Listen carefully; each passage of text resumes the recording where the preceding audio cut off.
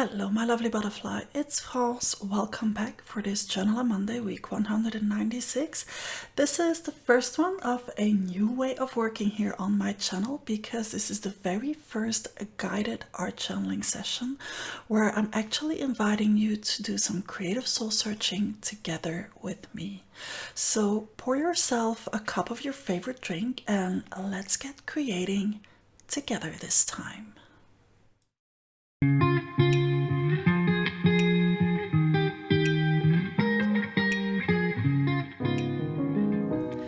In order to make it easier for you to follow along, this video is segmented into chapters, which you can find in the description of this video so that you can click on the segment where you want to go. Or if you hover with your mouse over the timeline of this video, you will see those same chapters appear. These are all the products that I've been using to create this spread. I'll mention them each in due time, and don't worry if you don't have one of these. I'll give you plenty of alternatives that you can use to create your spread. They're all detailed in the description of this video, so you can find them there too. This very first Let's Journal Together is all about calmness, headspace. So let's get in the right mood and let's get creating.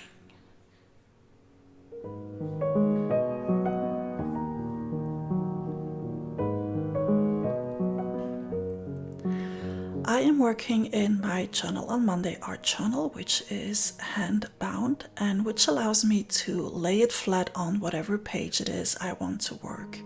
It is cold press watercolor paper, so it's very forgiving and I can work over and over it as many times as I want. I'm starting with two shades of fresco finish, which is the marbles one, that's the light blue one, and slate, which is the gray one. I'm going to apply these with a baby wipe to create a very soft and dreamy something on the paper. Now, this is a warm up, so pick the two colors that you want to use. If you want to go for calmness, go for calm colors. And just wipe them on the paper. It's just the first layer. It's just a warm up to get into that calm creative zone. You can do this with whatever paints it is you have. Just keep the layer pretty thin so that we can still keep on building up later on.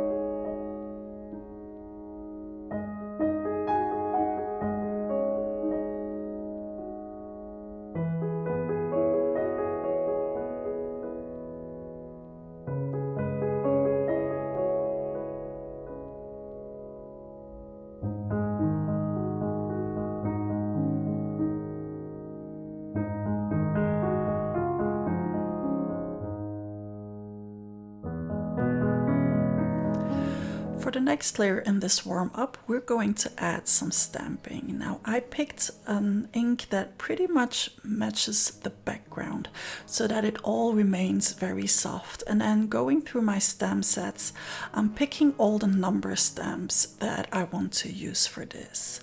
So whatever ink it is you pick out for this, make sure that it is a resistant ink. So don't use the stress ink just yet, because otherwise it will just start shifting when we continue to build up our spread.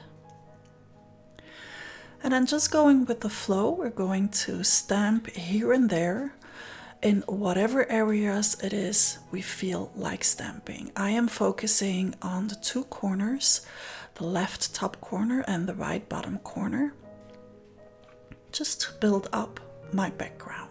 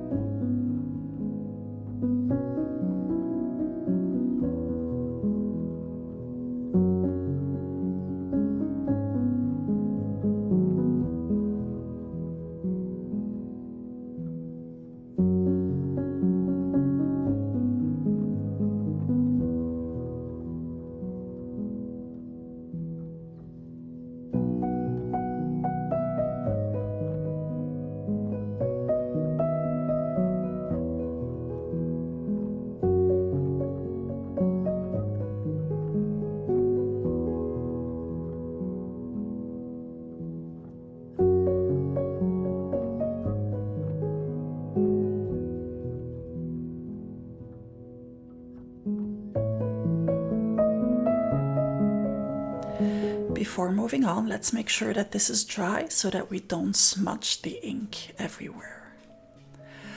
Next up, we're going to apply a first texture on our spread. Now, I picked out the paper paste from Finnavar. As you can see, it's a brand new jar. There's something about opening up a new product, isn't there? But you can use whatever modeling paste or molding paste or texture paste it is you have. We're going to mix that paste up with some of that paint that we've been using for the background. We're working on calmness, so we're keeping things pretty soft to start with, just to get in that right state of mind, in a calm state of mind. So I'm just picking out a bit of that texture paste so that I can mix it up with my paint before applying it.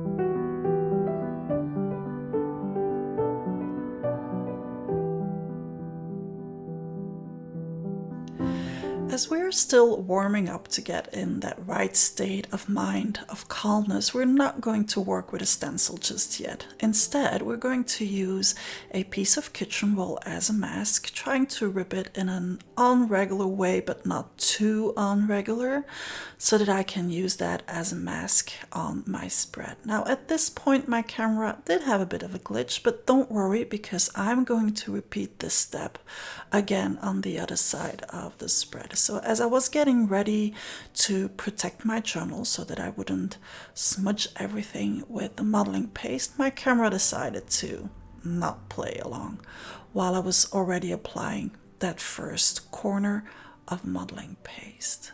So as soon as we're done, we're lifting the mask so that the kitchen roll doesn't dry in the paste. Otherwise, we won't be able to lift it anymore. And now, to balance things out, I am going to repeat that on the other side, on the other edge, in the exact same way, using the kitchen roll as a mask, and then applying the paste with my palette knife. You can make the composition in whatever way works for you. If working in the corners like I'm doing is not something that brings you calmness, then that is not what you should be doing. You should do you and work in such a way that it does make you calm.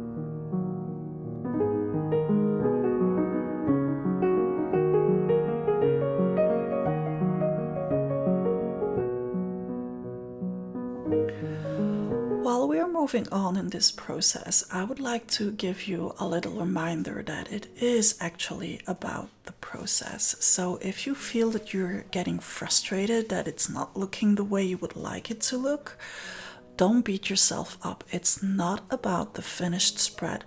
It is about the process. No one is going to see what it is you're working on unless you decide to show it.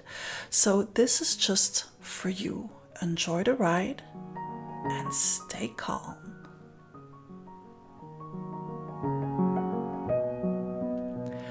This, of course, needs to dry, and considering that I used paper paste, it did dry for a very, very long time.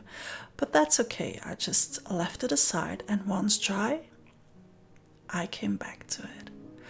For the next step, I decided to use one of my circle masks. Now, you might be thinking, I don't have that. Just make one out of paper. You can use a Post-it, you can use a regular piece of paper, just make yourself a little mask. Now, the handy side of the masks that come with my circle stencil is that they have an opening in the center, which allows you to put a piece of washi tape over it so that they don't move. We are going back in with modeling paste. I decided to go with grunge paste to have a contrast between the two modeling pastes, first of all, and second of all because grunge paste dries oh so fast, which is so handy, especially if, like me, you decide that you want to move your stencil and put it down over and over again. The stencil that I'm using is the small Driving Me Circle stencil, and as I said at the beginning, it's all listed in the description of this video. So I need to quickly clean my stencil so that I can put it back down and then repeat the process to go all the way around that mask circle with the modeling paste.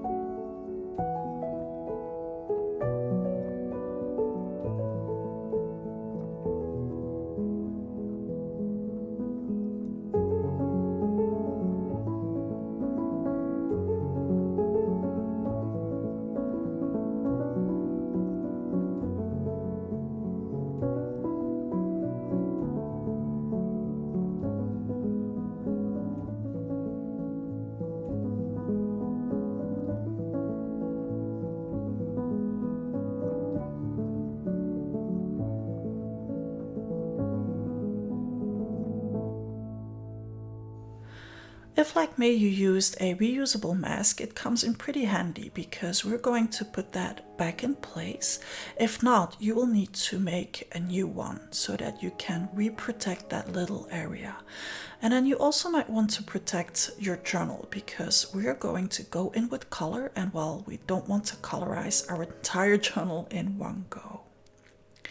For the color, I decided to go in with Tibetan Poppy Teal from Lindy's Gang and to limit myself to one color at this point. This is a spread about calmness, so I wanted to keep my color scheme calm too. And then blending it with water will allow all that beautiful texture to pop off the spread.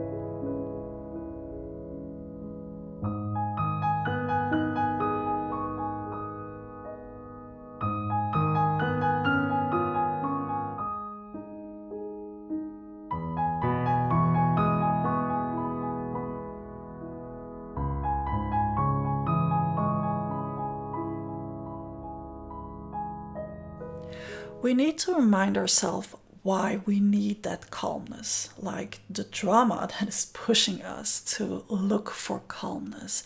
And to do that, we're going to add contrast on the edge of the spread. So we're going to keep that on the texture and really close to the edge.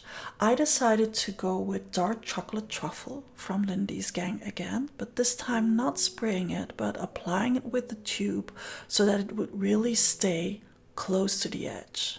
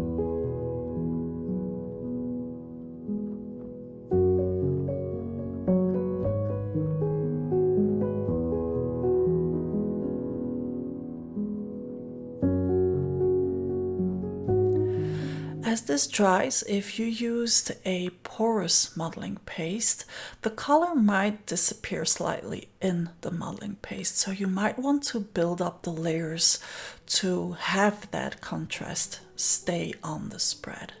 So just go back in with that same color, blend it again with a tiny bit of water, and heat set it again until you're happy with the contrast that you have on the spread.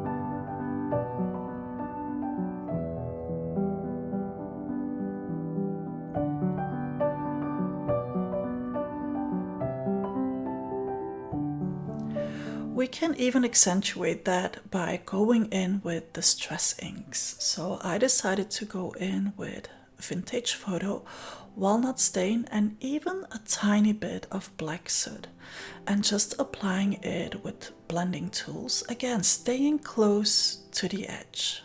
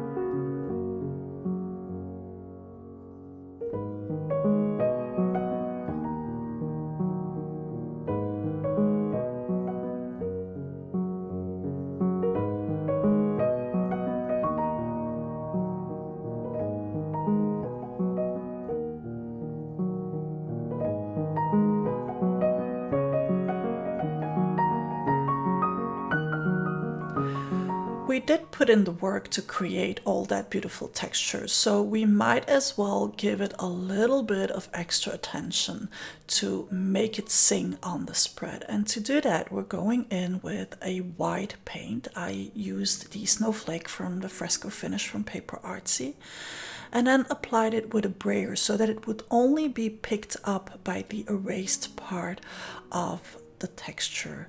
No pressure here, just very lightly, very softly rolling the brayer on the paper so that the most erased part would pick up the color. Now, if you don't have a brayer, you can do this with a dry brush technique. Just use a very dry brush paint, pick up a tiny amount of paint, and then very lightly only touch the erased part of the modeling paste.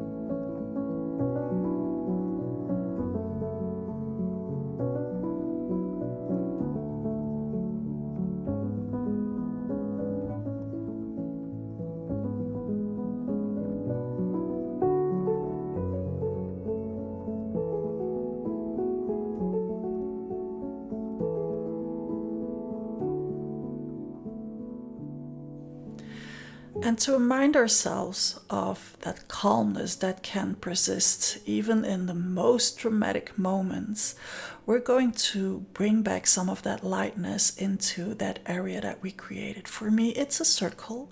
It can be a completely different shape for you, whatever makes you think of calmness. And just apply it with your finger with a tiny bit of water, only in that one area.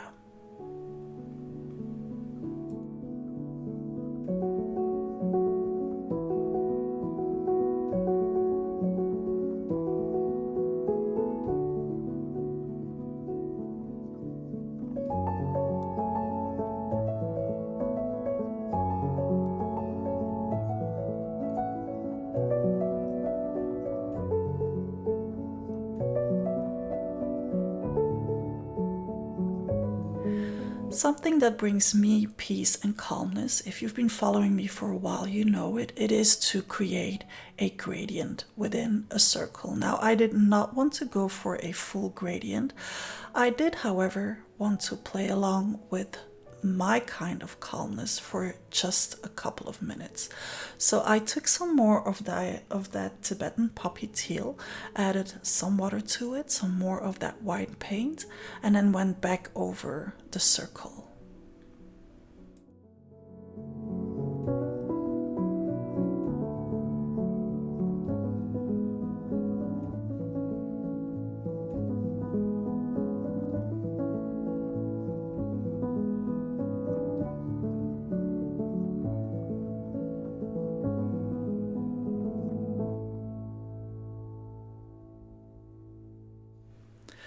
The shape we created needs some more attention to stand off of the spread. So I am going in with a charcoal pencil, which is water soluble, but you can use whatever it is you have that is water soluble, be it a pencil, a crayon, even some diluted paint if you don't have any pencil shape water soluble item. And then going in with a water brush, just following the bottom of the circle and smudging the color into the circle very lightly, just to give that circle a little bit more of detachment of the rest of the background.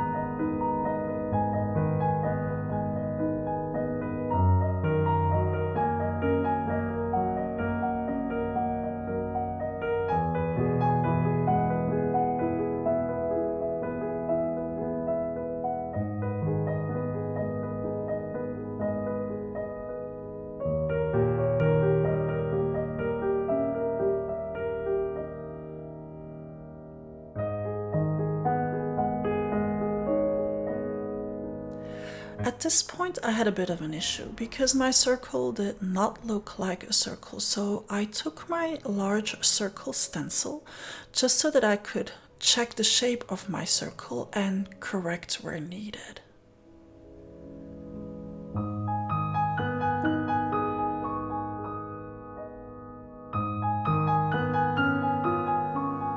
And then just the same thing, I used my water brush and blended it some more into the circle. Just that one area to give that circle a little bit more attention and shape.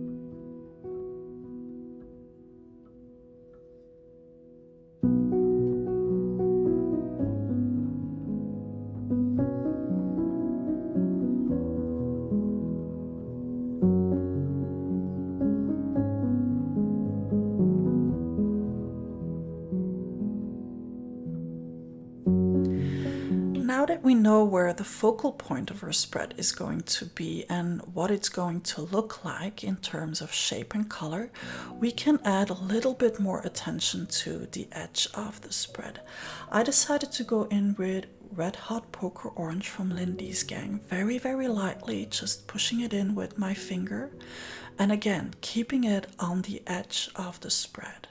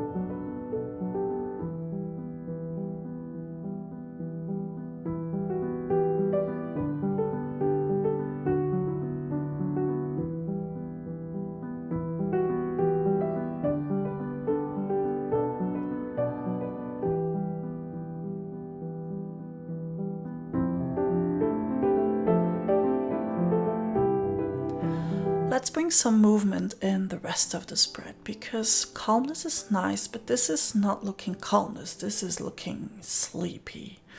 So let's add a tiny bit of splatters, and I am doing so just using a paintbrush, dipping it directly in that same color of Lindy's Gang and then flicking it on the spread.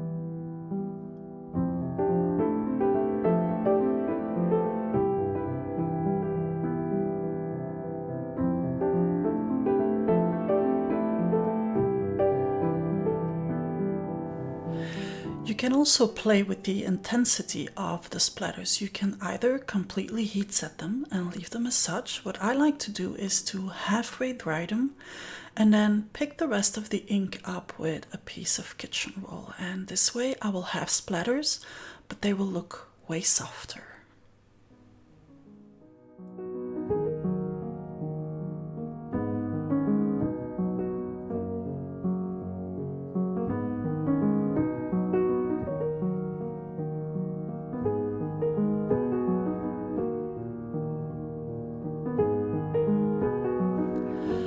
Let's define the shape even more by tracing it with a pen. I'm using a Unipen pen, 0.3, and I'm tracing it several times and shifting my stencil in between so that it looks like not too regular, yet defined.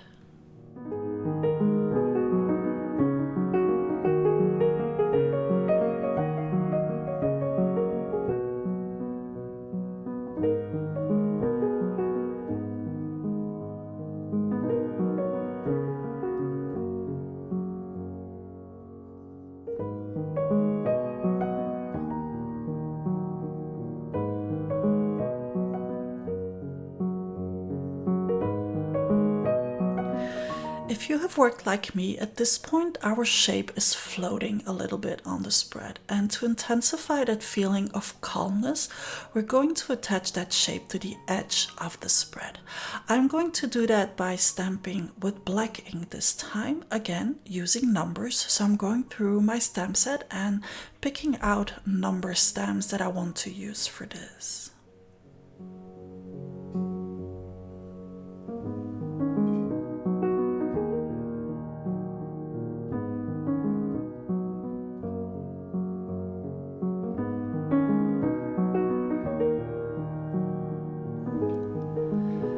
So we're stamping only on the edge, really to attach that side of the circle to the edge of our spread.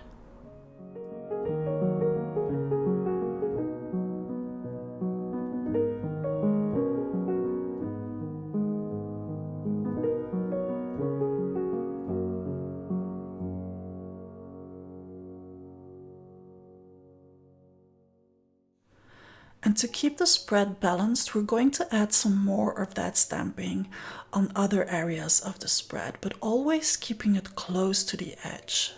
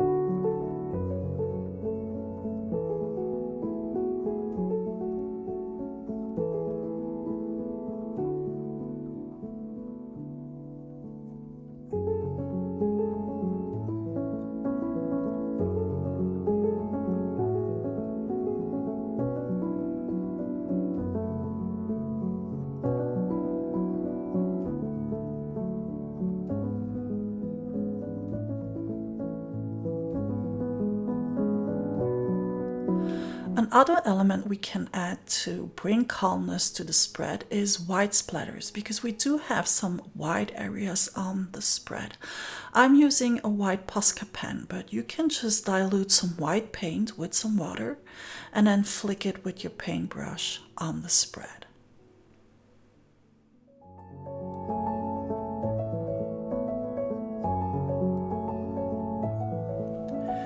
You have several options to add wording to your spread. Like me, you can use a sticker. This is my Such a Beautiful Soul sticker sheet, and I literally use the word calmness.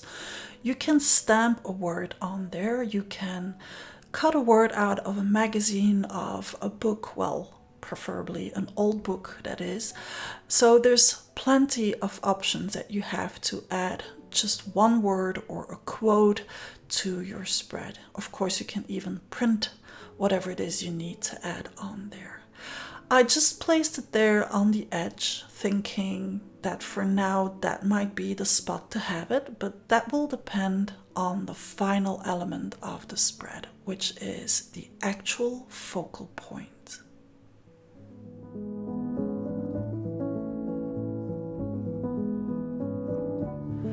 So to decide what your focal point is going to be, take a look at your spread.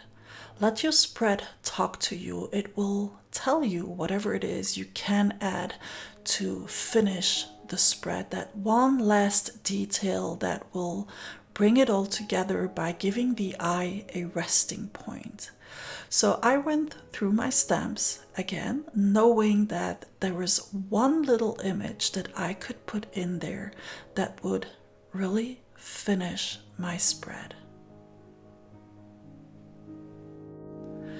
And for me, that image is from my FP014 stamp set, which is the Lisbeth one by Paper Artsy, and it's that one small rose, because it gives me peace to have this kind of image in the circle. And I chose a small rose because it still has space to grow within that circle, so it's not all cramped up within the circle. It has headspace. just inking it up with black archival ink and stamping it directly into place. Now at this point you might be stressing and thinking, oh, what if I mess it all up by that one stamp? Take a deep breath and just stamp. And remember that if you mess it up, well, you just stamp your image again on a piece of paper, you cut it out and you glue it over it. And no one will know but you.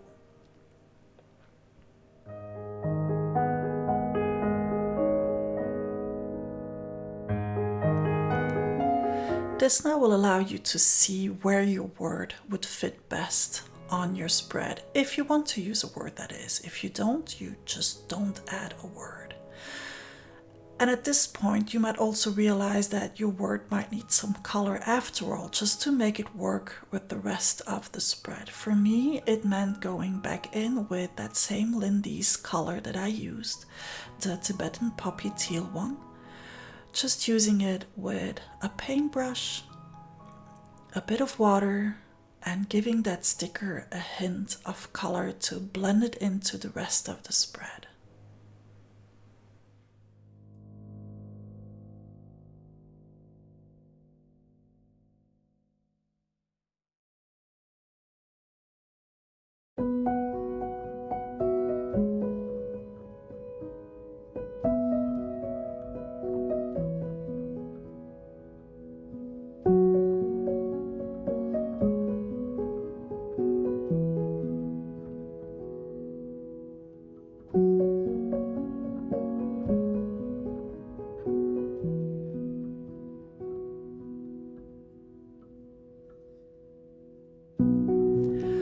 Again, take a look at your spread and see what it is you feel like adding as finishing touches. It might be a good idea, like I'm doing here, to add some more definition to the edge of the spread. I'm going back in with the Black Soot Distress ink. Not everywhere, not all the way around, but because of the black stamping, adding some black on the edge really finishes it off and gives the eye a direction of staying on the spread instead of wandering away.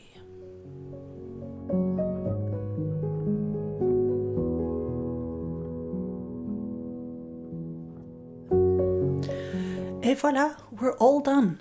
If you created along with me, feel free to tag me on Instagram if you're sharing your spread. And if you would like to create more like this together with me, check out my Patreon page because we have live hangouts once a week where we actually journal together. Thank you so much for joining me again today. See you back here next time. Meanwhile, don't forget to put down a layer a day. Butterfly kisses.